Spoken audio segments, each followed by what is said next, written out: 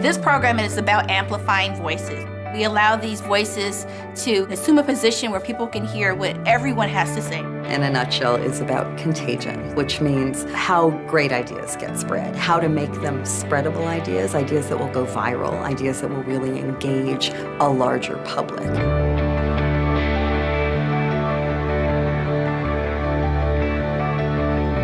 We've had some incredible successes in this room, as we all know, and we have far exceeded the metric expectations. We've had 27 op-eds published already. I've written 8 op-eds that have been picked up by Al Jazeera America, Reuters, and Pacific Standard. A lot of my writing, I think, has been connected to the ongoing Ukraine crisis. I have tried to spin out different areas of my expertise because so many of them have been related to various sides of how the crisis is discussed in the media. One of the op-eds tied the Ukraine crisis to the release of Wes Anderson's Grand Budapest Hotel film. Another op-ed looked into the possible impact of the sci-fi that's coming out of the Kremlin, and I have tried to kind of tie these very different areas together through my expertise. The impact I've had through the OpEd Project has allowed me to open up conversations in U.S. News and World Report, World Politics Review, Al Jazeera in America, and even with high school educators. After one of the OpEd Project meetings, I ran into Leslie Henderson at the gym. It was probably a half-an-hour conversation standing there by the treadmills rather than exercising. And we started talking about our fields and how, interestingly, we'd both seen a kind of common gap, that I'm training students in global education who may not be scientifically literate, and she's getting scientists who may not understand how to work in the world. It is not a good thing to simply say, we're going to train you to be a mathematician or a benchtop scientist, because the really successful people that are going to go out in the world are going to need all of those skills. We thought, with some humility, I hope, that we were uniquely well placed to have that conversation. And I really felt like I had a partner here who understood the value of what I was doing in the classroom, in some ways better than I did. The first op-ed I wrote was for the Huffington Post, and it was called The I in Internet Addiction. It occurred to me that I should talk about that in relation to passivity of our consuming of information, and how I might turn that feeling of passivity into action on my own part. What do I have to say about all the things I'm reading all the time? I've written 4 pieces that have been published at CNN, the Huffington Post, and a blog called Sacred Matters.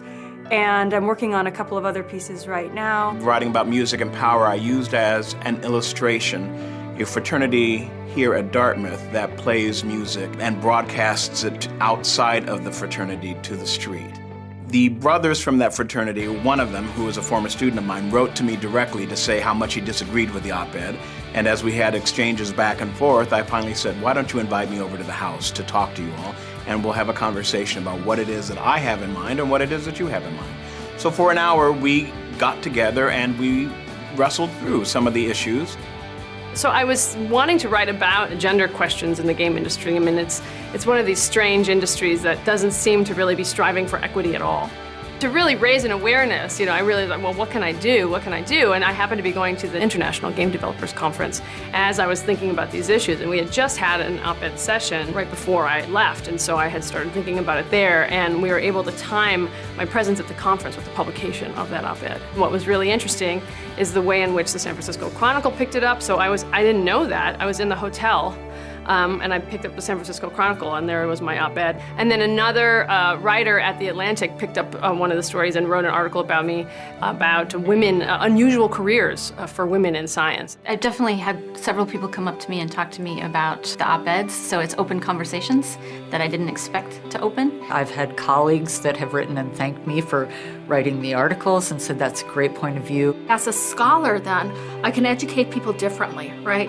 As an informed person, just with my own personal experiences, I might be perceived as being a little bit biased. I think that being a scholar gives me a little bit more credibility and validity. If I think of my duty to participate in the public sphere, that raises for me a lot of the problematics of the powers of speaking. If I think of it as my right to speak in the public sphere, as everyone has the same right, that feels beautiful, freeing, and infinitely productive. I work in parts of the world where knowledge is not democratic, where there's not freedom of speech, and where people would be thrilled to have these opportunities. And if they don't have those opportunities, hopefully I can at least contribute to carving out some kind of space for that. One of the things about the Public Voices Fellowship is we're working with some of the most brilliant minds in the nation, but so much of that conversation is locked. And so one of the endeavors of what we're all doing together is to invest in that brain power, much of which is absent from the public conversation. What could we do, and what would be the return to society if we could invest in all those missing voices and missing ideas? Since I've begun writing in this format, I do feel validated in a different way than one would feel validated through general academic production, the kinds of things that we are hired in places like Dartmouth to do. Because I know that people that are not just my colleagues or the people who would be peer reviewing me, but also my students, mentors, people that I admire are also reading it. There are ways for us as scholars to write and talk about the things that we do, reaching the highest levels of our scholarly community, but also reaching out to a wider community. And I do think to the degree that we can master both of those voices, or more than those two voices, we are only better scholars, better humans, better participants in the larger human community.